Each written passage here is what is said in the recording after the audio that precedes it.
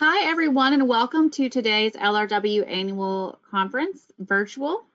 We are so pleased for this session and to introduce an impressive woman in the industry and a woman that I've gotten to know pretty well these past few years, Luisa Fernandez Willie, and she is the Senior Economist at the Association of American Railroads. We are so happy that she is here. Before we go to her presentation, I just wanted to give you a couple of housekeeping notes. One of those is that you'll see on the right-hand side of your screen, there is a dashboard for GoToWebinar. If you are having trouble with your audio, you can press the phone call button and get a phone number. So some folks have trouble with the audio, so feel free to keep the video running, but then use your phone if that's better for you. There is a question box. Please ask us your questions. I will be looking at those questions, as will Luisa, so we'll get to as many as we can, but we do welcome questions. We will not be able to hear you, so the only way that we can communicate with this software is through the question box. So please utilize that and let us know what questions you might have. We have a quick code of conduct, and we just ask that all of the participants at our conference be respectful and considerate of other people and their time and space here. Oh, all right. Okay, Luisa, I'm just going to hand this right over to you. I'm going to make you the presenter. Okay. Oh, I'm going to read her bio. Hold on, because she's very impressive. Thank you. Let me make you the presenter. While I make you the presenter, I'm going to read your bio. Okay. Luisa Fernandez Willie is responsible for conducting quantitative and qualitative research and analysis on economic and policy issues affecting the freight railroads. Additionally, she is responsible for assisting with the data collection and production of several AAR publications. Luisa's professional experience prior to joining AAR includes financial management consulting, economic research supporting government and private sector clients, and academia. Luisa holds an MA in economics from the University of Missouri, Kansas City, and an MSc in Business and Economic Forecasting from Kingston University, London. Luisa is a certified project management professional and completed the Michigan State University Railway Certification Management Program. Welcome, Luisa, and I look forward to what you have to say. Thank you, Amanda, and hello, everyone. It's a pleasure to spend this afternoon with you. I've been involved with the League of Railway Women for the last 3-4 years, and it's great to spend time with you and just talk to you more about a topic that I'm very passionate about, and obviously railroad traffic, economic trends, and whatnot. So I prepare a very exciting presentation, and obviously I'm kind of biased because I love numbers and charts. So if you want to see charts, lots of charts, you are in the perfect presentation. So I got a couple of things in that I want to discuss in our agenda. So first, let's see. For the agenda, I'm going to discuss what we haul. So it'll be like a big overview of the different commodities that the railroads move. Then I'm going to focus on just a subset of commodities. And then I'm going to dive into economic indicators. So first, what we haul. The AAR collects traffic data on a weekly basis, and we track 20 commodities plus intermodal. And intermodal includes containers and trailers that move on flat cars. We release this information every Wednesday at 9 o'clock. And this particular table shows just an overview of all the different commodities that we move. And now it does not include intermodal. And it shows you the volumes year to date of carloads and the percentage share of the total. Now, as you would expect, coal is the largest share of our total commodities, and that would be 27%. And as of September, so year-to-date volumes, the railroads have moved 2.2 million carloads. The second largest category is chemicals, so that would be 14%, and includes things like, fertilizer, plastic pellets, industrial chemicals, and things like that.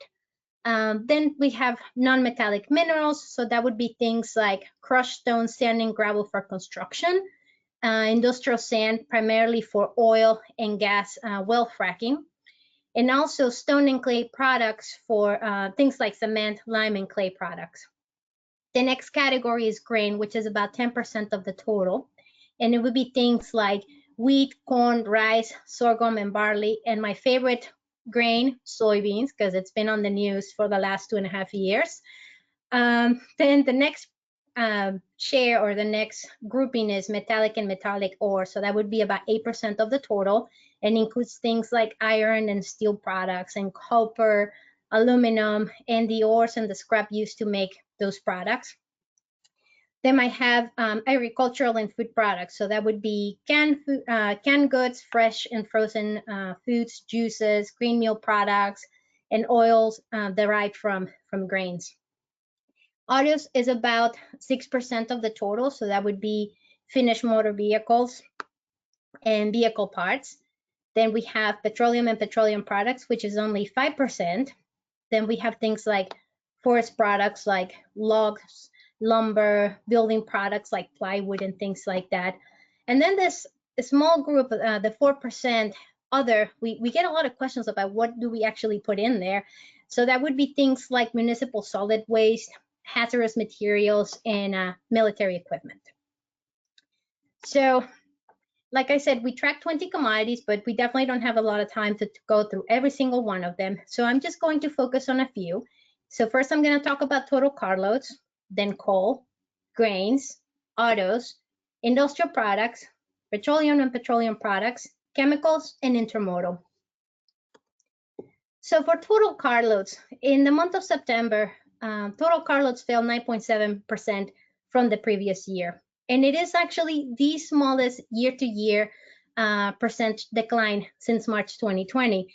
So as we all know, at the beginning, in the middle of March, the measures to curb the pandemic took place in mid-March. And as a result, several different, basically all manufacturing companies and whatnot shut down. And it basically took, obviously our traffic was impacted as a result. But believe it or not, the numbers are, the term that most economists are using these days is like, we're less negative.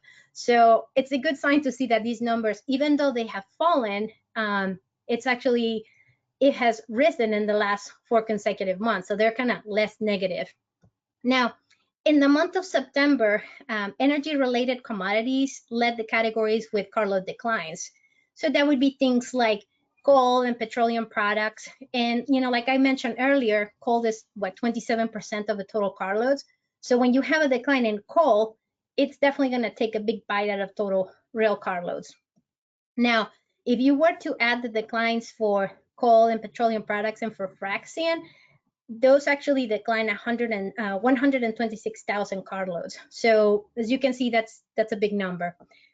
So that's actually a nice segue that if we were to exclude coal, because sometimes coal moves up and down for reasons that have anything to do with the economy, and rail traffic is actually a good indicator of the health of the economy. So if we were to exclude coal, carloads were only down 3%, okay? And this lollipop chart shows you the gap between you know, the previous year and current year. So you can see that if we were to take coal out, the gap is not so wide. Now, that's a good segue to coal. So the vast majority of the coal in the United States is used to generate electricity. So that's something like 90 to 95%. Now, coal carloads are down 24.2% from September, and that actually marks their 12th straight double-digit decline and the 17th straight overall decline. And overall, you know, year-to-date carloads have declined 26.8%. Now, why are carloads declining so much for coal? Well, like I mentioned earlier, coal, about 90% of coal is used for electricity generation. So when you have all these factories and companies that are shut down, well, there's no demand for coal generated electricity. So it is reasonable to see these big declines here. And in fact, when you hear a number that is like, oh yeah, it declined 24.2%, well, earlier this year, we were seeing numbers that they were like 48% or something like that, which obviously that those kinds of numbers are kind of shocking to see. Now, The other percentage of coal production is actually related for export or metallurgical use. And there's a lot of volatility with coal exports. And, US coal competes with Australian and South African coal. And also, it also depends on the value of the dollar. So it would move because of those reasons. And then metallurgical use for coal. So the met coal, it's so you have integrated steel mills that use coal to make coke, which is used to melt and process iron ore. And whatever drives the steel market will drive the demand for met coal. And the two main drivers are auto production and construction. Now, I said that coal is definitely declining, and there's various reasons. So I mentioned that it was electricity generation from coal is down. So if you think about that, in the month of September, coal only accounted for 18% of electricity generation. So that's actually a very small share, and historically it's actually been much higher. But coal has been losing ground consistently to natural gas. Natural gas is considerably cheaper than coal. And in fact, recent numbers from the Energy Information Administration, they estimate that at the end of this year, the coal share of electricity generation is projected to decline from 24% to 20%. But then it's going to bounce back to 24% in 2021. Now, natural gas now has the largest share. So back in the day, in the year 2000, natural gas only accounted for 16%, and it has been increasing gradually. And it is expected that by the end of this year, it's going to reach 38%. So the declines in coal volumes had a lot to do with, a decline in electricity generation, but also in natural gas. So carloads of grain actually have been doing really, really well. In the month of September, grain carloads increased 27.8% from the previous year. Now, grain moves up and down for things that have little to do with the health of the economy. So, and this is a perfect example how it's not related to how the economy is performing, because if you can see here at week 16, 17, and 19, this is when the vast majority of our carload volumes bottom out, because this is when all the major pandemic closures took place. But you can see that didn't happen with grain. You see cyclical movements, so things that move up and down, but that's about it. And then you see this huge jump here.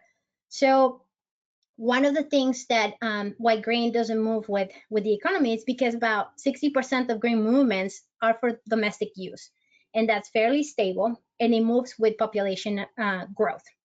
And then you have the other percentage that is related to the export markets.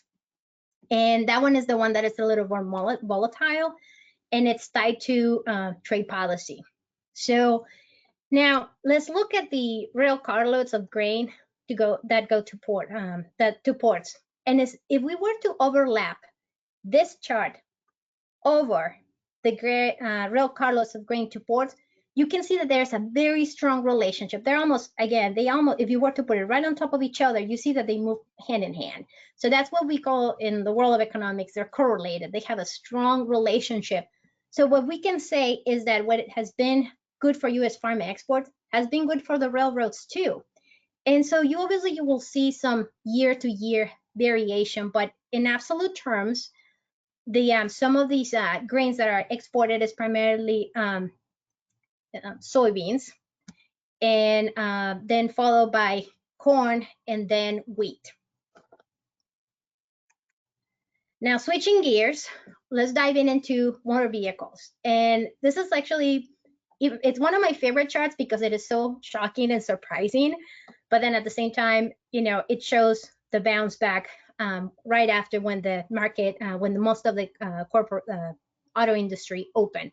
So you can see how the market the traffic volumes just completely bottom out around week 16 to the 2021. But autos are actually now going up, so that's good news. So in the month of September, motor vehicles and parts were up 2.5% from the previous year, and that is by far a huge improvement from the big declines that we saw, say, back in April and May. I remember when we were crunching the numbers for our weekly railroad traffic, I remember seeing like 97.2% decline from 1 week to the previous year. And, you look at the numbers and you see, gosh, is it really 97.2%? And yes, they were. So just so you know, in terms of carload numbers, back in May, we had a number similar to like 2,700 carloads. But right now we're seeing a number in the neighborhood of like 16,000 carloads. So, once you start you get things moving, you see this vast improvement. But there's a huge difference between where we were and where we are now. So when the auto industry shut down, it doesn't just impact auto vehicles. It's not just delivering cars. So when we're not moving finished vehicles, we're not moving auto parts. So auto parts moving containers. So we saw some decline on containers that move this auto parts. But we also saw declines associated with the raw materials. So that would be things like, plastic, steel, aluminum, and the sand for glass making. But it just doesn't end there. So we also saw a decline in lower demand for gas. So for example, the AR office is located in DC, and I live in Fairfax, Virginia. And my daily commute was about 32 miles. And by DC standards, that's actually a really short commute.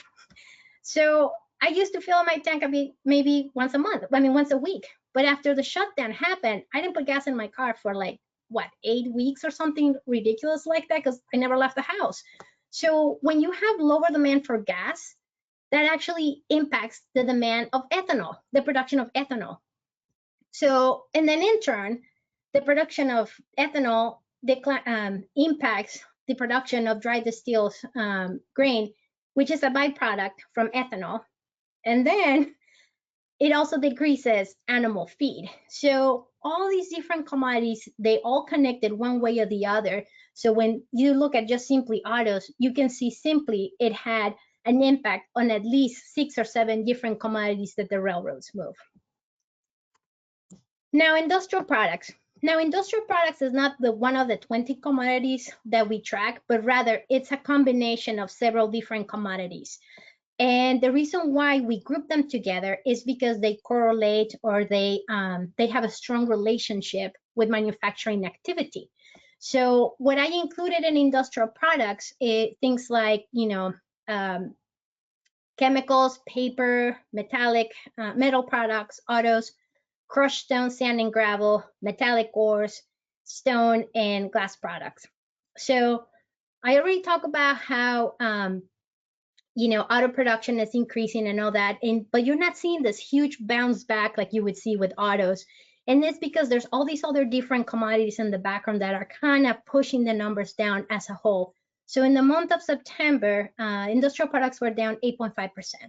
So the big players that are dragging this category are industrial sand for fracking.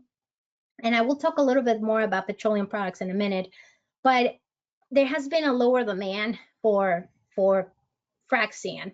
So that has been basically has collapsed in the last 6-7 months. Also, chemicals have been declining, but there's some components of chemicals that are actually increasing. Also, non-residential construction, like when we're talking about steel is primarily utilized for non-residential and residential construction. Residential construction is doing really well, but the primary user of steel is actually for non-residential projects, and those have been slowing down, and there's really no at this point any sign of when those particular projects are going to come back up. Also, when you think about it in manufacturing activity, my colleagues at the National Manufacturing Associations have indicated that manufacturing is moving in the right direction and is less negative, but they're still seeing that the overall manufacturing numbers at the end of the year are going to decline about 8% and 4% in 2021. Now, petroleum and petroleum products, this big decline here that happened around March when the petroleum, basically the oil market kind of collapsed. And this is prior to actually, all the shutdown with the pandemic. So it was just like a big storm of bad things happening. The oil market collapse and then the pandemic closure. So things have not been doing really well for this particular category. So in the month of September, petroleum and petroleum products were down 13% from the previous year. And if you were to look at numbers from Baker Hughes, which they keep track of oil rig count for natural gas and oil, you can see that they're substantially lower than what they were back in March. So those are a couple of things for you to keep in mind. And also there has been one of the other things that is impacting steel, like I mentioned earlier, that was just not just non-residential construction, but also there's a very low demand for pipeline for wells. So when you see all these different factors, it's not a surprise that petroleum and petroleum products are down. Now chemicals, they're down 5.6% from the previous year.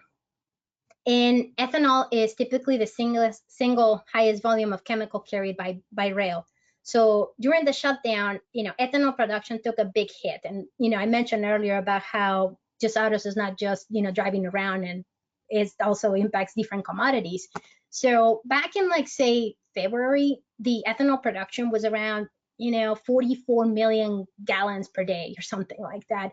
But then it completely collapsed to 25 million million gallons per day in April. And fortunately, since the reopening, it has been coming back up to 38 million gallons per day. So that is like a nice positive news. But overall, chemicals are not doing as well as you would expect. And you might be scratching your head like, wait a minute. I know I'm never able to find my Clorox wipes in Target or Safeway. Why chemicals are doing so well? Well, that component of chemicals, because this grouping includes even things like disinfectants and all that. So yes, disinfectants are doing really well. Medical plastics, the plastics used for the production of personal protective equipment, food packaging, test kits, ventilators, and things like that, those are actually doing well. But as a whole, chemicals are not where they were in 2018 and 2019, which were some of the best years for chemical volumes. Now, what are the guys at the American Chemistry Council saying about their forecast? What are they seeing? Well, the ACC develops a forecast twice a year. And they just in the month of August, they released a forecast for the end of the year. And they have 3 different scenarios. So they have one that is optimistic, a pessimistic, and a baseline. So I'm more of a baseline kind of gal. So the numbers that I'm going to provide you is for the baseline. And that one assumes that some of the restrictions are going to continue to ease in the United States, but the recovery is uneven and there's continued social distancing requirements and occasional virus flare-ups. So what they see under the baseline forecast is that chemical production overall is going to decline 9.3%. And also chemical expenditures are going to decline by 17.6%. Now, why does that even matter to us? Because obviously we move chemicals. So if they're declining, and this is what they see in their forecast, then we're going to be expecting, a decline in carloads. So, but they do see a rebound in 2021. So they expecting a rebound of 12.3% of production by next year. Now, the intermodal is doing really well. In the month of September, intermodal was up 7.1% from last year. Now, if you look at these numbers, 2018 was by far the best year for intermodal in history, and 2019 was the second best. And in fact, up to the week 40, so right now we're in about week 43. In week 40, before week 40, all the best intermodal weeks of all time were all in 2018. So now 2 of them are in the month of 2020. So what's happening here? Well, there is this increase of e-commerce. So there's an increase in shipments like that. We also seen that, I mentioned that intermodal is the movement of containers and trailers. So we actually have seen an increase in trailer movements. So that would be kind of like you have a flat car and then you have the trailer on top. So that would be primarily driven by e-commerce, and the pace, the growth pace for trailers is actually faster than containers. So, but overall, intermodal is doing very well. And it's very much, intermodal is very much tied to consumer behavior and consumer spending. So when you're seeing an increase in consumer spending, you would expect intermodal volumes to go up. Also, another factor that is impacting intermodal sector is things like U.S. imports from China and elsewhere in Asia. So basically US ports are seeing much higher volumes than what they expected a few months ago. And in fact, at the Port of Los Angeles, back in August, was actually the highest volume month in history. So, and this is not quite what they were expecting, So when you think about, coupled with retailers planning for, consumer holiday spending, it has created a surge for imports. So now we're going to switch gears to the economy. And there's several different economic indicators, and I can actually do an entire week worth of webinars just going on about the economy, but I'm just going to focus on a few today. Now, this chart, when you look at it, obviously when we talk about the economy, so it would be, we talk about gross domestic product. And gross domestic product is the measure of goods and services and goods produced in the United States. And it's a quarterly estimate, and it's estimated by the Bureau of Economic Analysis.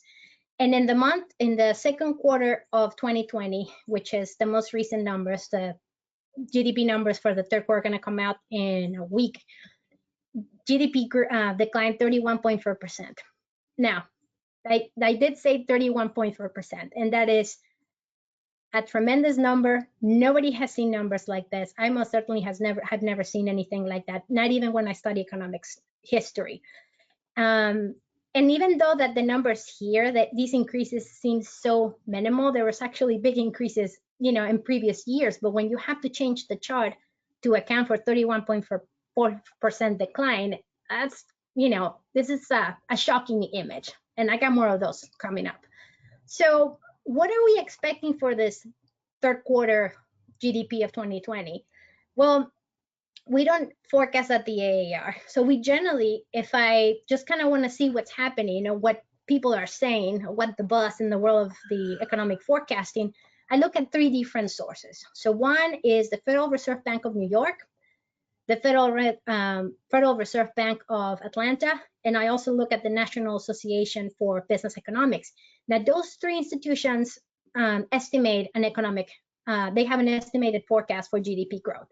And they're all over the place. I mean, forecasting is not an exact science. Everybody does their own thing. And when you look at these numbers, the nowcasting, which is the model that the Federal Reserve Bank of New York uses, they're estimating that third quarter of GDP is going to increase 14%. But then you look at the National Association for Business Economics, they're saying 25%. And then GDP now from the Fed Atlanta, they're saying 35%. So it's all over the place. So you have something between 14 and 35%. So when you look at these economic forecasts, don't see them as an exact science. Things can change. There's so much uncertainty right now in the economy. And so just keep that in mind. Another shocking graph is new jobs created. So obviously when the economy shut down, a lot of folks lost their jobs. So in the month of September, US job gains, basically they started to slow down as some layoffs became more permanent. So here you have this huge decline.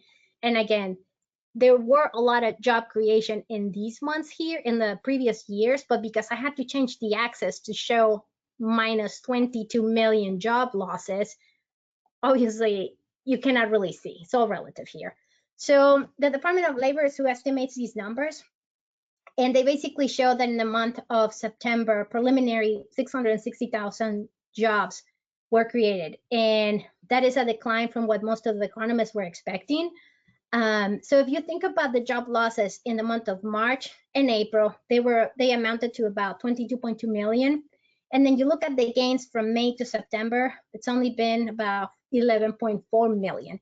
So we still have a net loss of 10.7 million. So that is a lot of people that are still looking for jobs. And some of these jobs or these losses, layoffs may become permanent. So a lot of companies are trying to figure out, have figured out that they can do more with less. So it will be interesting to see where we end up in the next few months. Now, consumer confidence is a very important economic indicator because the more confident people are, or firms about the future, they are more likely to spend. And like I mentioned earlier about GDP growth or how we measure the economy, GDP is composed of 4 different components. You have consumption, investment, government spending, and net exports. Consumption is the largest component, the 70% of GDP. So when you have people spending on goods and services, it kind of carries out economic activity. So, but then if people don't feel warm and fuzzy about the economy, then they're not going to be spending money. So in the month of September, I mean, as you can see, actually, it's been up and down all over the place, but it did go up in the month of September, and it soared to like 86.3%. But it's still, I'm sorry, 101.8 in September, and it is the highest it's been since March, but it's still really far away from 130, which it was before. So see where 130 is. So there's still a lot of room to a lot of room to go, and also, you know, it all depends about how people feel about the future. Now, another survey that we use to gauge manufacturing is a Purchasing Managers Index, or the PMI, and it gives you like a sense or a gauge of manufacturing activity. So this red line, it's the 50 magical number. So if the numbers or the readings are above 50, that shows that the economy, manufacturing is expanding and growing. But if it's below 50, it means that it's shrinking. So PMI was 55.4 in the month of September, and that's a little bit down from the month of August. And they're still, it's still performing well, and they're still kind of unknown. So it is moving in the right direction. And like I said, consumer spending, it's critical, and it accounts for 70% of GDP. And in the month of September, in August, it rose only 1%. So what's going on here? Because we're saying that people are feeling confident, but they're not spending. So what's up? Well, if you look at this big bounce here and the one after that, that had to do with a couple things. So one, many households were getting they got up to $1,200 one-time payment for the CARES Act. So that kind of pushed consumer spending.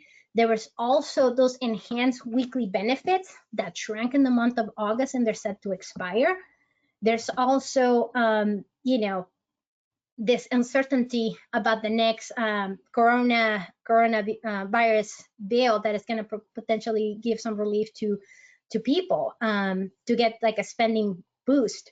So it is obviously worrisome that it has declined so much. I mean, it is moving it increased, but if you can see where we are in the month of August of where we were here, that's a big decline. So those are the things that are kind of impacting consumer spending. And you can see it in retail sales. So retail sales here were, way up. And when you think about what were people buying in the months after the pandemic, they were buying things like outdoor gear, groceries, gardening stuff, and whatnot. And yes, retail sales rose 1.9% in the month of September, and it's actually the best monthly increase in the last 3 months, but it's a long way away from where it was here. So, what's happening again? Again, we have this consumer spending is declining. The funding, or the expiration of the unemployment benefits and all that. So people are kind of holding their money just a little bit tighter and closer to them now. So auto vehicle sales is actually doing pretty well, and I think I'm going to talk about it in a couple slides. So that's kind of where we are for consumer spending and retail sales. People are also buying lots of homes these days. So existing home sales rose 2.4%. And when housing is doing well, the economy is doing well. And then housing is actually a good indicator of consumer confidence. And as you can see, the numbers are like super, super high. They completely recovered from where they were. And the folks at the National Association of Realtors, they say that, home sales are continuing to amaze them. And there's plenty of buyers in the pipeline. And at least in the DC area, it is nuts how people are going about selling homes and purchasing it right away. That is like even a bidding war. So, but when people are buying homes, they're also buy all the stuff to put inside in many cases. So you will see an increase in things like, furniture and paint and things like that. So auto vehicle sales is the perfect example of a V-shaped recovery. And, when we closed the economy back in September and October, when it closed, people were saying, "Oh, how are we going to see the bounce back? And what's going to be, what is the recovery going to look like?" And everybody kept saying, "Oh, it's going to look like a perfect V shape." And sure enough, this is a perfect V shape. It's a beautiful chart. So the auto sales show signs of recovery in the third quarter. So you have things like, cheap credit. I mean, in some cases you can get 0% financing. There's a very strong demand for SUVs and pickup trucks, and it's been really good. And in fact, light truck sales, what we consider SUVs, minivans, and pickups, accounted for 77.3% of total sales in the month of September. I mean, nobody wants a sedan except me. I mean, I bought a sedan like 3 years ago, and I'm like, it's rare that people buy sedans. But there's low historical inventories, and it's pushing the prices of cars up. So in the last month, the average price paid for a car was $35,655 for a new vehicle, and that's up 5.6% from the previous month. Now, that's kind of pushing some customers out of the market that are leaning more towards like used vehicles. So used vehicle sales is also doing very well. One of the things that is kind of dragging the numbers a little bit for vehicle sales is fleet sales. So fleet sales are things like, when you have rental companies and local governments purchasing a large number of like pickup trucks and vans and things like that, those are basically collapsed, and they're going to continue to be down for the foreseeable future. So that's kind of where we are with new vehicle sales. Now, switching a little bit, obviously it's going to be asking, oh man, you just gave me so many different stories here. Like bad news with the GDP could be growing, anywhere between 14% to 35%, and some carloads are going to be slow recovery and others are not, and they're going to do better. So what about the future? Well, I don't have a magic ball to be saying what's going to happen in the future. And also, we don't forecast at the AAR. But if you really must know about the future, I have 2 recommendations that you can look at, 2 different economic indicators. So one is called the Back to Normal indicator from CNN Business and Moody Analytics. And what they do is basically they look at 37 different economic indicators. They put them together in an economic model, they shake them a little bit, and then poof, they come up with a number. And the number that they have, the baseline reading is pre-pandemic, so say March. So their number shows they consider normal the number before March. So if the indicator say of last week is close to the number in March, is saying, yeah, we're getting very close to normal. And basically the back to normal indicator says, no, we're not normal yet. The other economic indicator is the Federal Reserve Bank of New York, the weekly economic index. And on this one, they took 10 economic indicators. Again, they put them in this magic model, shake them a little bit, and poof, they get a number 2. And they also, this one is released twice a week on Tuesdays and Thursdays.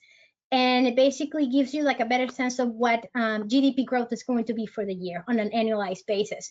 And also, they're still showing that, we're still a long way to go. Now, the cool thing about these 2 different economic indicators is that both of them include the rail traffic numbers.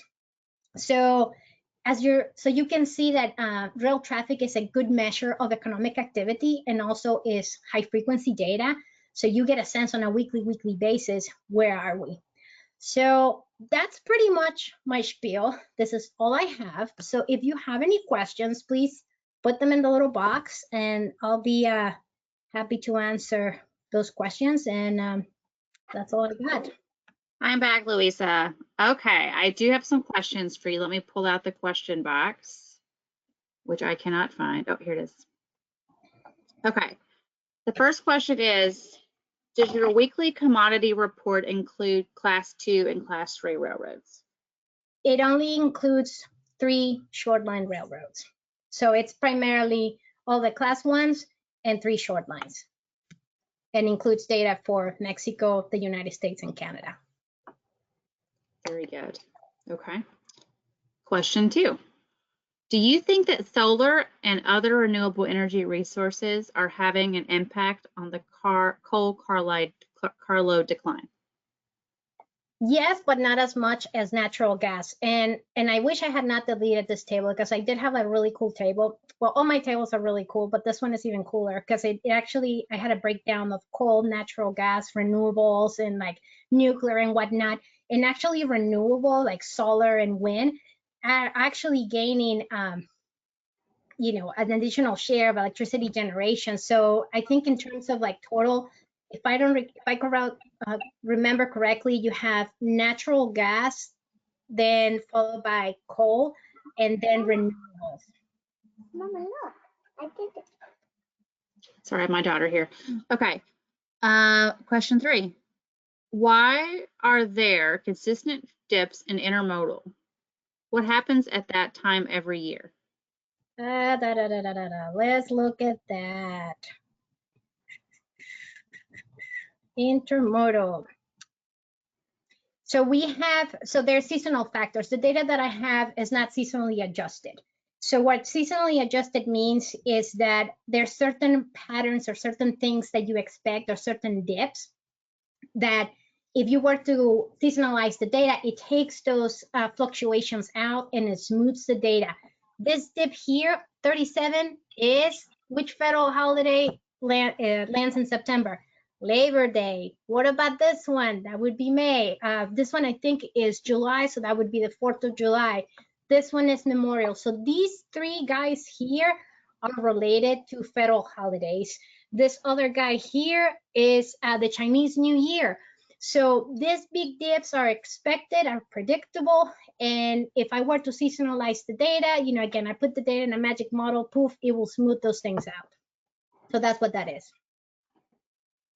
Excellent.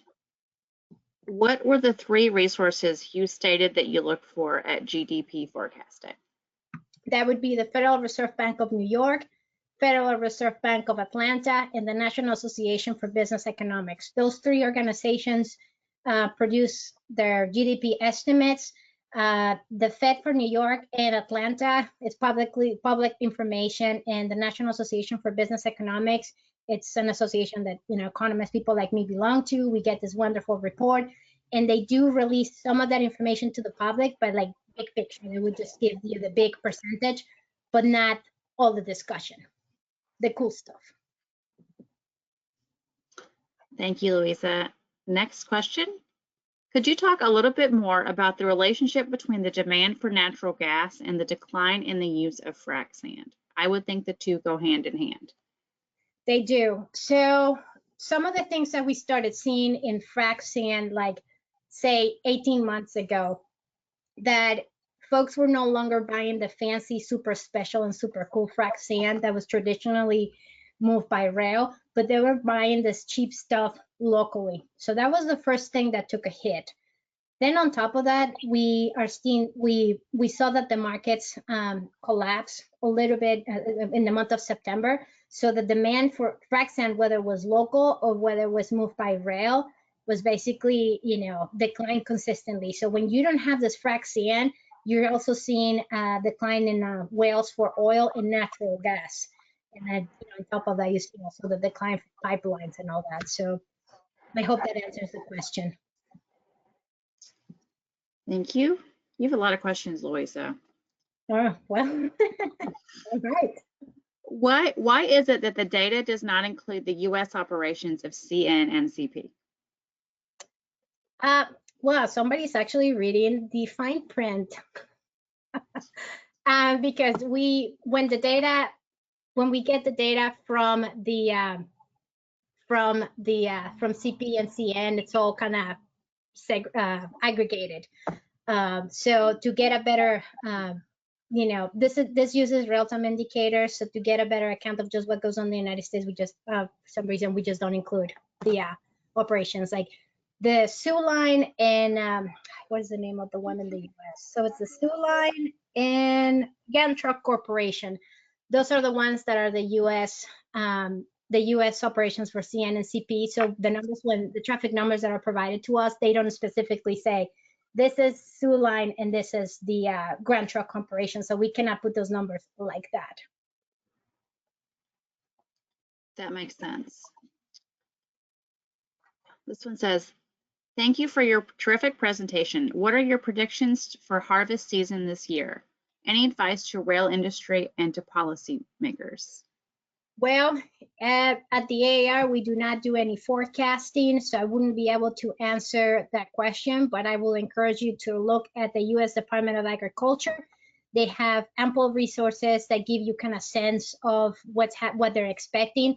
And also my colleagues at the Farm Bureau, they put together, their chief economist, John Newton, provides economic forecasts for what they expect. So, and they generally post the information that are on LinkedIn or on their website. So that's where I will look.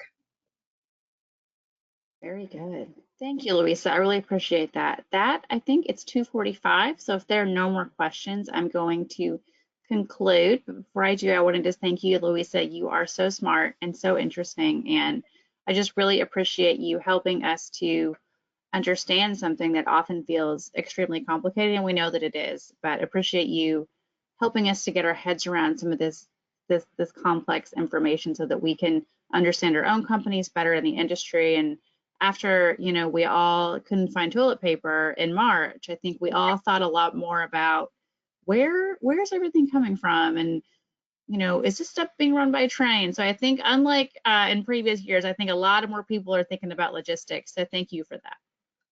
No, thank you for having me over. Like I said, you know, I really like to talk about this stuff. And I know that some of these terms, especially with the economy, are so nebulous. You know, you don't really, you know, you hear about GDP growth and all that, and you're like, oh, what is that? Or consumer confidence, why do I even care? So I hope that everybody found this presentation useful and you have a better understanding of what all these things are. And when you hear, you know, in the news about GDP growth and consumer confidence and job numbers, you're like, aha, I know what that is. So. Awesome. Thank you, Louisa. You're welcome. Before we conclude, I just want everyone watching to know that we will have Railway Interchange 2021 next year, and LRW will be a part of that. So stay tuned for more information, but that will be our in-person conference next year. We're obviously hoping to have a lot more education sessions online as well. So when you complete the survey, when you give us feedback, let us know what sorts of topics you're interested in. And then finally, we are so grateful to our corporate partners that make LRW able to provide scholarships, able to really invest in what we need to invest to really achieve. And I have to say, since Louisa is on this call, she really helped us to put together our corporate partnership program, which has really done great things for us. The organization she works for, the AAR, is a corporate platinum partner, and we're grateful for that support. And we have just been able to do a lot here at LRW because of the support of our corporate partners. So thank you all so much again. Have a wonderful day, and we will start tomorrow with our sessions. So thank you so much and have a good day. Bye, everyone.